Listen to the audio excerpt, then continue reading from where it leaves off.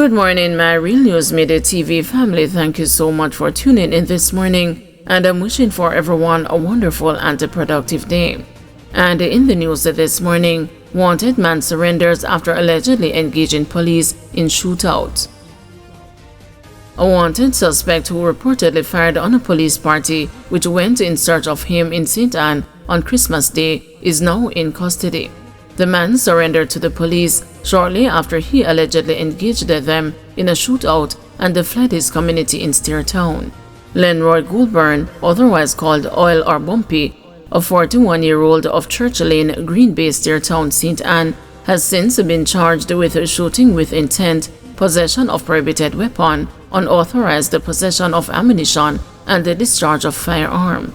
The police reported that about 9:50 a.m. Wednesday, a police team went into Church Lane in Green Bay, Steertown, in search of Goulburn, who was wanted for questioning.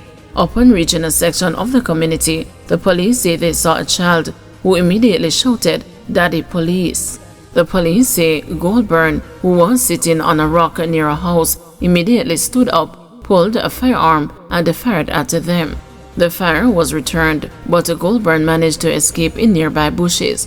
About 45 minutes later, while the cops were still in the Green Bay area, a woman brought the suspect to them and told them he said he didn't want to be killed. He was taken into custody. Goulburn is reportedly wanted for murder in Clarendon. The Independent Commission of Investigations is probing the incident.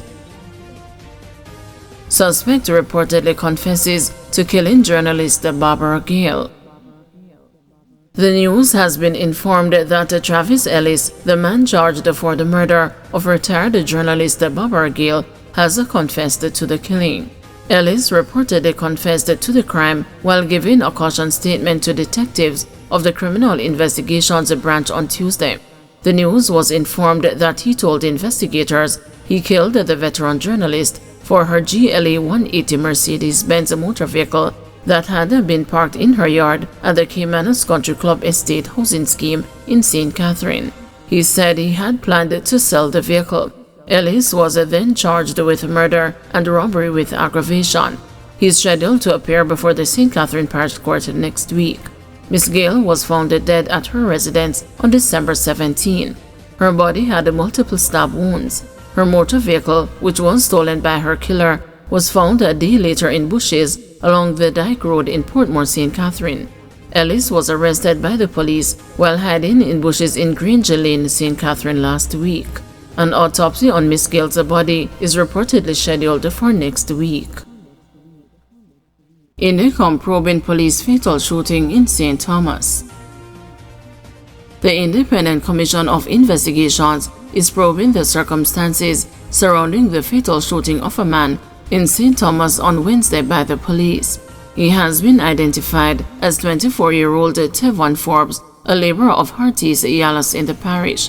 According to police reports, about 2:40 a.m., a team of officers assigned to the Yalas police station, armed with a warrant, conducted a search at the home of Mr. Forbes, who was wanted in a case of malicious destruction of property. Noises were reportedly heard coming from an abandoned building, and the police went to investigate. Mr. Forbes was found sleeping inside the building. A constable entered and attempted to apprehend him, which led to a struggle. It's further reported that another constable went to assist, but Mr. Forbes grabbed onto his M16 rifle, causing him to fall. The police say, in fear of his colleague being disarmed, the constable who was initially struggling with Mr. Forbes shot him. Mr. Forbes was pronounced dead at hospital. 2 men arrested for illegal firearm in Clarendon. 2 men were taken into custody on Monday after they were found with an illegal firearm in Yorktown, Clarendon. The police say they seized the Browning 9mm pistol fitted with a magazine containing 13 rounds during an operation. It is reported that about 4:45 p.m., the police were on patrol in Yorktown when 2 men were seen sitting under a tree along the road. Upon the approach of the police, the men reportedly started acting in a manner that aroused the suspicion of the officers. The men were searched and the firearm removed from a bag one of them was carrying. They were arrested. St. Mary police apprehend escapee who fled custody in November. The St. Mary police have apprehended an escapee who fled custody on Friday, November 29. Back in custody is 31-year-old Oisin Scott, otherwise known as the Chin Chin, a laborer of Manchester Lane, Huck Street, Port Maria, St. Mary. Around 8:04 p.m. on Tuesday, December 24, members of the JCF conducted a targeted raid in the Frontier District of Port Maria, St. Mary. During the operation, Scott was found walking along Warner Street. He was accosted and taken into custody. He was scheduled to appear before the Port Maria Circuit Court to face the charges of attempted rape, larceny, assault at a common law, and unlawful wounding. The police said Scott was being escorted by a police corporal from the restroom back to the holding area when he reportedly assaulted the corporal and managed to flee through the main gate onto Warner Street. The St. Mary Police Division is advising members of the public that it is illegal to harbor a fugitive. Vendors locked out of Consent Spring Market on Christmas Day. Vendors attached to the Consent Spring Market in St. Andrew were left fuming after turning up the padlocked gates on Wednesday. The vendors turned up to the market expecting to benefit from the anticipated increase in sales during the Christmas season. The vendors say they were advised by the security guard on duty that there would be no access to the property. The security tell me that the gate is closed, the market is closed, and who is there is going to come out of the market, so there's no business going on, said Nerissa, a vendor at the facility. In response, the Chief Executive Officer of the Kingston and the St. Andrew Municipal Corporation, Robert Hill, said that the vendors will be allowed access to the market on Thursday. Based on an appeal that was made by the vendors at the Consent Spring Arcade, and based on our assessment, we have agreed with the vendors to grant them use of the arcade space to ply their wares for Boxing Day, December 26, 2024, Mr. Hill announced. Trade Unionist forecast more industrial unrest in 2025. President of the Union of Clerical Administrative and the Supervisory Employees, Vincent Morrison, is forecasting multiple industrial unrest in the public and the private sectors in 2025. In an interview with the news, Mr. Morrison warned that Jamaica's trade unions will not accept the 4 to 6% inflation rate guideline being touted by the Bank of Jamaica in the next round of negotiations. He said workers are growing frustrated with the high cost of living and the low wages being offered by their employers.